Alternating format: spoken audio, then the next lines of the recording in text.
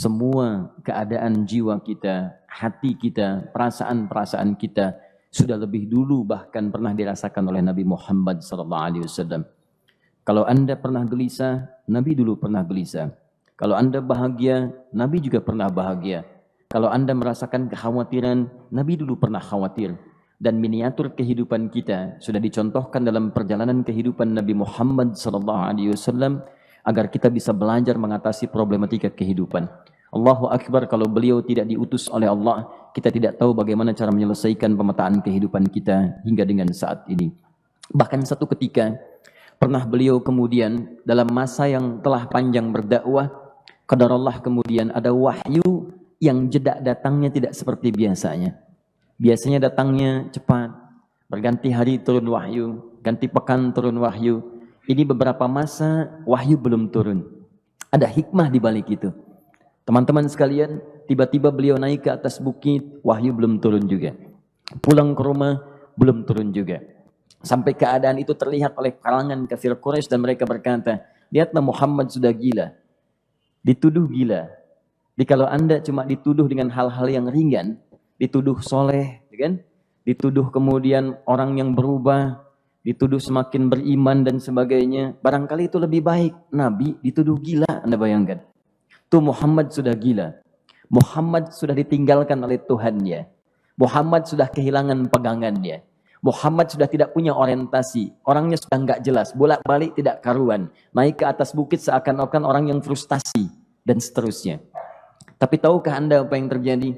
Setelah berbagai cacian, makian, tuduhan macam-macam diterima oleh Nabi SAW, lantas tibalah masanya Allah menurunkan satu surah, bahkan disandingkan dengan surah yang lainnya, bersandinglah dua surah ini secara bersamaan turun. Surah ke-93 dan surah ke-94-nya. Terkait berkelindan, memberikan satu harapan yang sangat panjang.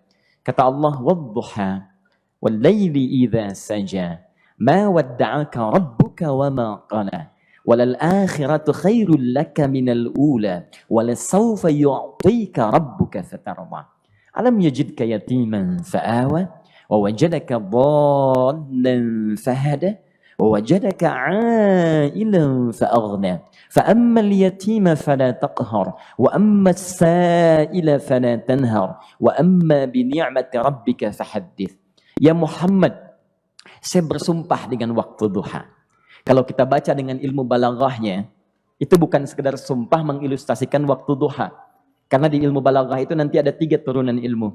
Ada disebut ilmu ma'ani, ilmu mencari kata-kata sehingga ungkapannya sesuai untuk disampaikan. Mana kata-kata yang tepat untuk disampaikan dalam konteks yang ingin dibicarakan. Itu ma'ani namanya. Kemudian setelahnya ada ilmu bayan. Bagaimana mengemas kosakata yang bagus ini sehingga bisa disampaikan dengan jelas. Orang tidak bingung menerimanya, paham maksudnya. Kemudian setelah itu kadang-kadang jelas kalimatnya, tapi kedengarannya tidak indah. Woi, rapatkan, woi, apa belum paham juga? Rapatkan saf. Nah, memang jelas, tapi nggak ngenakin. Maka bagaimana caranya disampaikan dengan jelas, tapi hati kita terasa nyaman. Memuji terasanya nyaman diserahkan kepada Allah, tapi ada kebahagiaan, disampaikan tidak terasa tergurui, diperintahkan serasanya diberikan jalan untuk mendapatkan kebaikan. Maka yang ketiga disebut dengan ilmu badi' namanya. Ilmu menghiasi kalimat yang disampaikan sehingga terasa dengan nikmat. Turunannya nanti ada majaz namanya. Mengambil sebuah kalimatnya untuk diposisikan pada kalimat yang nyaman disebut dengan kinayah turunannya. Maka teman-teman kata Allah, wadduha. Diterjemahkan demi waktu duha. Bukan sekedar waktu duha. Karena duha itu ada cahaya yang indah. Dirasakannya enak. Antum keluar waktu duha kan enak tuh. Berjemur. Kata orang Sunda moyan gitu kan. Datang. Bahkan sampai dianalisis ada vitamin D-nya bisa terasakan. Ya, kemudian setelah itu ada kenikmatan enak suasananya. Seakan-akan dunia milik sendiri. Yang lain numpang. Wah, nyaman keluar itu. Baik, jadi wadduha itu ingin bersumpah mengilustrasikan waktu kenyamanan yang pernah dilalui. Kalau dalam bahasa tafsir yang luasnya, saya bersumpah Muhammad, demi segala kenikmatan yang pernah engkau rasakan dalam hidupmu, seperti engkau merasakan cahaya duha itu. Engkau pernah senang, saya bersumpah dengan kesenanganmu. Engkau pernah tenang, saya bersumpah dengan ketenanganmu. Engkau pernah nyaman, saya bersumpah dengan kenyamanan yang pernah engkau rasakan. Wal laili idza saja. Dan aku pun bersumpah demi gelapnya malam. Demikian terjemahannya. Bukan sekedar gelapnya malam. Saja itu sesuatu yang pekat. Ya, ini belakang kelihatan agak gelap nih. Untuk memberikan proyek. Kesini aja Pak, saya cuma ngasih contoh. Contoh. Saya bukan mengeluh, bukan. Ingin memberi contoh. Ya, contoh pada ilustrasi yang mau saya sampaikan. Nggak apa-apa, biarkan saja. Saya mau contoh kasih kata saja. Ya, ini belakang agak gelap untuk memproyeksikan cahaya ke sini. Tapi yang mau saya sampaikan, kalau gelapnya begitu pekat, semua cahaya ini nggak ada. Cahaya nggak ada nih. Sama sekali tidak kelihatan. Saya mau tanya pada Anda, beraktivitasnya mudah atau sulit? Mudah nggak menemukan sendal Anda di luar? Belum tentu. Menemukan jalan keluar pun belum tentu mudah. Anda mesti meraba-raba jalan. Anda mesti kemudian melihat sesuatu dengan pandangan mata hati Anda. Raba, dan sebagainya. Sampai menemukan jalan, itu pun belum tentu benar. Itulah yang disebut dengan gelapnya malam saja pekat. Kadang-kadang ada orang yang menghadapi satu kesulitan yang pekat, suasananya siang. Cuman karena masalahnya begitu pekat, seakan-akan membuat diri dia gelap. Jalan susah, limbung gitu. Kenapa gelap ya? Padahal terang. Karena masalah menggelimuti dirinya, seakan-akan dia diselimuti masalah yang gelap. Bimbang dia. Makan gak enak, minum gak nyaman, dan seterusnya. Ya, biasanya makan ayam tenang, ini dikasih yang lebih enak juga rasanya pahit. Gak enak zamannya. Maka kalau kita ilustrasikan dalam suasana tadi Muhammad, saya bersumpah, engkau pernah hidup nyaman, ataupun engkau mengalami masalah yang sangat pekat dalam kehidupan. Engkau alami sesuatu yang dahsyat. Sampai engkau bingung, bimbang, pekat. Mereka menuduhmu dengan macam-macam. Ma wadda'aka rabbuka wa ma qala. Saya pastikan kepadamu, dalam keadaan nyamanmu seperti dulu, ataupun engkau bimbang seperti sekarang, Tuhanmu tidak akan pernah meninggalkanmu ataupun menuduhmu gila. Orang-orang yang dekat dengan Allah Subhanahu wa ta'ala, maka Allah akan menjaganya, baik dalam keadaan yang tenang dan nyaman, ataupun dalam kesulitan yang luar biasa. Walal akhiratu khairul laka minal ula. Nanti saya akan tunjukkan kepadamu. Jika kamu telah tabah dan sabar menerima cacian mereka, menerima tuduhan mereka, nggak apa-apa, ini kan muqaddimah. Masa kamu masih panjang. Kamu masih panjang dalam berdakwah. Kehidupan kamu masih panjang membawa tugas dan misi. Kalau kamu belum bersabar pada yang sekarang, bagaimana dengan yang di masa depan? Tapi saya pastikan kepadamu, jangankan yang seperti ini, masalah pekat yang paling hebat pun kamu akan hadapi, yang membuat kamu sedemikian sulit, lebih daripada ini, yakinkan pada jiwamu, aku tidak akan pernah meninggalkanmu. Ini prinsip dalam kehidupan kita. Jika Anda menggantungkan hidup kepada Allah, Anda bersandar dengan baik kepada Allah, maka ayat ini akan mengatakan, teman-teman sekalian, Allah tidak akan pernah meninggalkan Anda dalam setiap kehidupan Anda. Nanti, sekarang perjuangan, kata Allah, walal akhiratu khairul laka minal ula. Nanti saat kamu tiba di akhirat, saya akan tunjukkan kepadamu ada yang lebih hebat yang tidak pernah engkau rasakan sebelumnya saat di bumi. Tidak akan ada lagi kesulitan yang kamu hadapi. Tidak akan ada lagi cacian yang kamu kemudian hadapi. Tidak ada lagi kemudian tuduhan yang kemudian kamu rasakan. Aku akan berikan apapun yang kamu inginkan sampai kamu puas. Wala sawfa yu'tika rabbuka fatarda. Nanti kamu pengen apapun, aku berikan. Kalau saufa masih ada jeda, ya. Kalau bahasanya wa yu'tika mungkin seketika. Tapi ketika mengatakan saufa, artinya bukan saat ini Muhammad. Sekarang pun aku berikan, tapi nanti yang di akhirat aku berikan sampai kamu merasa puas. Ayo minta apa saja. Hadir, hadir, hadir, hadir. Tapi yang paling indah, kalau kamu tidak percaya, alam yajidka yatiman fa'awa. Cobalah ingat, kalau sekarang sedang susah, coba ingat dulu. Bukankah saat kamu yatim, aku yang merawat sampai kamu tidak merasakan kegelisahan itu? Lahir bapak tidak ada, aku cukupkan dengan kakek. Kakek meninggal, aku hadirkan ibu dan paman hadir di sekitaranmu. Ibu meninggal, ada kakek. Kakek meninggal, ada paman. Dan Khadijah hadir di sekitaranmu. Bukankah aku rawat pada saat itu? Wajadaka dhallan fahada. Kamu sedang bingung, sedang susah. Bukankah sering aku berikan petunjuk kepadamu? Wajadaka ailan fa'aghna. Kamu merasakan kesulitan, lahir dalam keadaan yatim, tidak ada pendukung, maka aku jadikan kaya. Bukankah saat kamu menikah dengan Khadijah, aku tambahkan lagi pendukung untuk misi dakwahmu?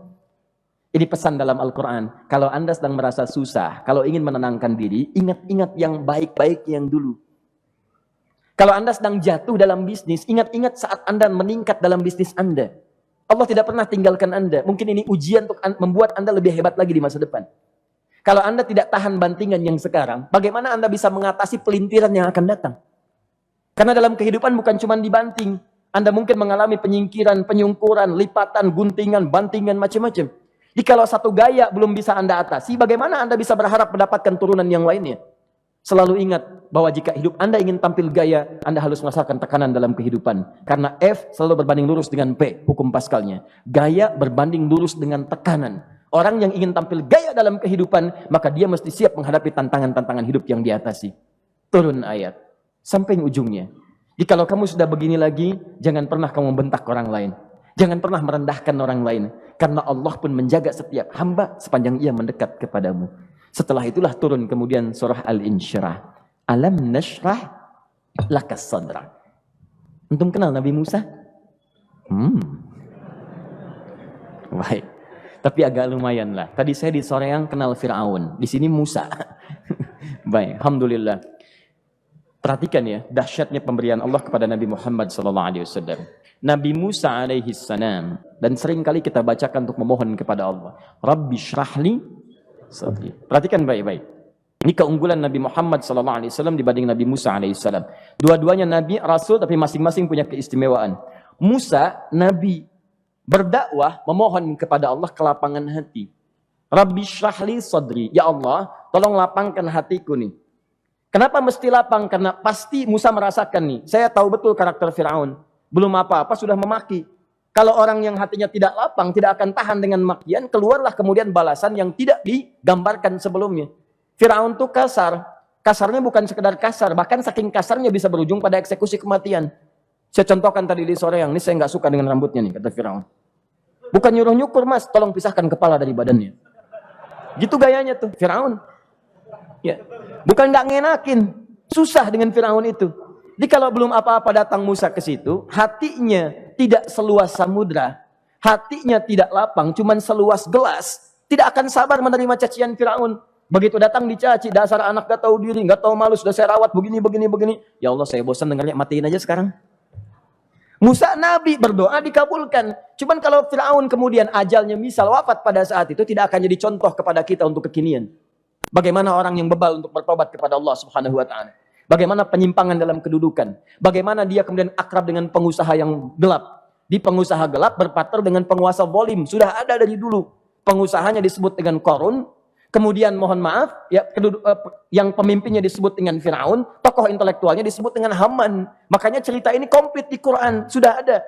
Di setiap persoalan dalam kehidupan masyarakat disebabkan tiga hal yang berkolaborasi. Kalau bukan penguasa zalim, berpartner dengan pengusaha gelap, ditopang oleh intelektual yang sembrono. Itu persoalan. Jadi kalau ada sekarang intelektual menyalahgunakan kepintarannya, dia terlambat, sudah ada Haman dulu. Dan gak usah bersaing, dia bisa bikin piramida, Anda belum tentu bisa membuatnya. Kalah Anda, masih kalah hebat. Ya, jadi kalau dititipkan sesuatu, jangan disimpangkan. Yang ingin saya sampaikan, Musa mengatakan, Rabbi syrahli sadri. Nabi berangkat berdoa dikabulkan oleh Allah. Nabi Muhammad belum minta turun ayat. Alam nashrah laka sadrak. Yang ini minta Rabbi syrahli sadri. Nabi Muhammad alam nashrah laka sadrak. Muhammad mulai dari peristiwa sehingga engkau akan lebih sabar lagi menerima tantangan-tantangan dakwah. Mulai sejak itu jangankan dimaki, dilempar batu di Taif. Dari Mekah pergi ke Taif dengan Zaid kemudian. Sampai di Taif mendapatkan sesuatu yang tidak dibayangkan sebelumnya. Kalau cuma dihentikan saat mengajar, wajar. Ini dilempari batu. Anda bayangkan? Bisa kebayang nggak? Lempari batu tuh. Lempar, dilempar. Zaid jadi tameng, berdarah-darah, kemudian mundur. Mundur, beristirahat di bawah tepian pohon. Begitu beristirahat, datang malaikat penjaga dua gunung. Turun malaikat dengan kesal mengatakan, Ya Rasulullah, mud yadaika ilas sama. Ya Rasulullah, angkat tanganmu ke langit. Minta kepada Allah, aku angkat dua bukit di Taif, aku himpit keduanya mereka. Aku himpit penduduk Taif dengan dua bukit itu. Apa jawab Nabi? Karena sudah mendapatkan kelapangan, ketenangan, belajar dari peristiwa-peristiwa tadi, indah jawabannya. Lah, katanya, tolong jangan lakukan. Innahum qaumun la ya'lamun. Mereka belum paham saja. Mereka belum mengerti. Tolong jangan lakukan. Aku bermohon kepada Allah. Boleh jadi nanti di masa depan akan ada hamba-hamba terbaik yang lahir dari bumi Taif ini. Kemudian beliau berkata, Rabbi, ina man takilluni, a'ila qaribin yu'limuni. Am ila ba'idin yu'dhini fa ana radin ma lam taghdab ilayya. Ya Allah, Kemana lagi engkau akan utus aku untuk berdakwah setelah peristiwa ini? Apakah tempatnya lebih dekat aku jangkau sekarang, tapi di situ aku akan disakiti lagi? Ataukah jaraknya masih jauh, tapi di tempat itu aku akan dizalimi lagi? Aku ridha ya Allah dengan itu semua, asalkan engkau tidak marah kepadaku. Asalkan engkau tidak marah kepadaku. La haula wala quwata illa billahil aliyil azim. Begitu kelapangan itu muncul, ridha dengan ketetapan dan siap, tabah, kuat, hadir dalam jiwanya. Tiba-tiba turun undangan, tunaikan Isra dan Mi'raj. Diangkat statusnya, naik mendekat kepada Allah Subhanahu wa taala. Dihilangkan bebannya, wa wada'na anka wizrak alladzi anqadha dhahrak. Itu hikmah, teman-teman. Barangkali kalau antum saat ini datang ke masjid ini untuk kajian, sedang bawa beban, ada kesulitan, penuh dengan macam-macam, barangkali dibacakan surat Ad-Duha tadi untuk memberikan harapan kepada Anda. Ini bukan PHP, karena ini bukan masalah urusan manusia. Ini adalah janji yang tidak akan pernah diingkari. Innallaha la yukhliful mi'ad. Kata Allah, Anda punya masalah, ingat suasana tenang pada masa lalu. Bukankah saya memberikan ketenangan kepadamu? Mendekat kepada saya, Anda bersabar, yakinkan bahwa ujian yang saya berikan saat ini sesungguhnya untuk membuat kamu lebih hebat di masa depan. Karena orang hebat tidak akan pernah sepi dari ujian untuk membuat dia lebih kuat menghadapi tantangan dalam kehidupan.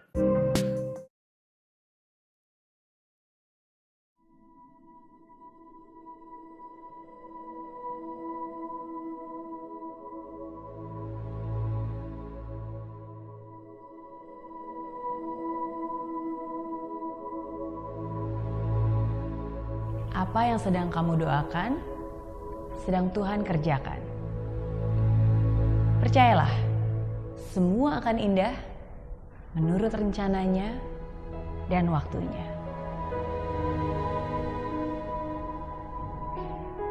Setiap orang pernah mengalami masa sulit dalam hidupnya. Kesedihan, kepahitan, kekecewaan. Kehilangan orang yang cintai, kesulitan keuangan, penyakit yang belum terobati. Difitnah, dihina, dikhianati. Saat dimana orang yang sudah kamu bantu ternyata memanfaatkan kamu. Kalau kamu sedang melalui masa-masa sulit itu, saat ini juga saya ingin katakan kepada kamu, semua akan baik-baik saja. Ya, kamu akan baik-baik saja. Walaupun mungkin situasi kita berbeda, tapi saya pun pernah mengalami masa sulit itu. Kesedihan itu, kepahitan itu. Dan saya tahu rasanya. Saya tahu rasanya ketika pertama kali mendengar kabar buruk itu. Kaget, lalu tidak terima. Dalam lubuk hati kita masih berharap dan menolak untuk menerima apa yang terjadi. Nggak mungkin lah, masa sih dia tega? Enggak. Kayaknya ini nggak benar. Sungguh tidak bisa dipercaya. Tapi itulah realita. Kadang tidak semua terjadi sesuai yang kita harapkan. Tapi sebenarnya justru rasa pahit itulah yang menyadarkan. Saya juga tahu rasanya ketika kita marah terhadap keadaan, marah kepada diri kita sendiri. Duh, kok bisa sih aku sebodoh itu? Kenapa aku membiarkan ini terjadi? Kenapa aku percaya aja? Kenapa selama ini aku gak pernah ngeliat? Apa salah saya? Marah, kesal, sedih adalah luapan emosi yang wajar. Tapi ingat, jangan sampai kamu terperangkap di dalamnya. Pertama-tama yang harus kamu lakukan adalah sadar dan yakinilah bahwa yang kamu alami bukanlah sebuah hukuman, tapi sebuah kesempatan. Tuhan sedang memegang kendali, membawamu ke suatu tempat yang lebih baik lagi. Tuhan membiarkan yang buruk hilang, karena tidak lama lagi yang lebih baik akan datang. Tuhan sedang mempersiapkanmu, menguatkanmu, membentukmu. Kemudian perlahan kita mulai sadar. Katanya badai akan berlalu. Katanya saya harus bisa melupakan. Katanya saya harus bisa melihat ke depan dan menjadikan ini pembelajaran. Tapi kok gak mudah ya? Memang tidak mudah. Namanya juga manusia. Tapi saat ini saya ingin mengingatkanmu. Sama seperti saya mengingatkan diri saya ketika saya mengalami masa sulit itu. Kamu hanya punya dua pilihan. Give up or get up. Menyerah dan membiarkan hal tersebut menghancurkanmu, atau bangkit dan menjadikannya sebuah pelajaran yang membuatmu bertumbuh. Ada hal-hal di hidup ini yang tidak bisa kamu kendalikan dan tidak bisa kamu ubah. Terimalah. Terimalah dengan tangan terbuka. Terimalah dengan ikhlas. Maafkan juga orang-orang yang sudah melukaimu. Dan yang paling penting, maafkan juga dirimu. Tidak perlu mengeluh tentang apa yang salah. Yang hilang akan digantikan, yang sakit akan dipulihkan. Yang diambil akan dikembalikan, yang berkurang akan ditambahkan. Dan yang salah akan diluruskan. Jadi jangan biarkan dirimu larut akan kesedihan itu. Jangan biarkan kamu terperangkap di lembah kelam itu. Tetaplah tegar, melangkah dengan kesabaran. Tetaplah tersenyum dengan ketulusan. Tetaplah bersyukur di saat sulit sekalipun. Tetaplah percaya walaupun kamu belum bisa melihat segalanya.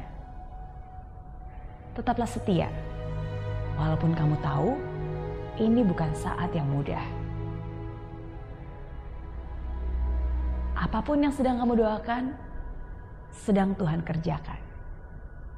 Percayalah, semua akan indah menurut rencananya dan waktunya. Dan saya yakin, sama seperti saya, kamu pun pasti akan baik-baik saja.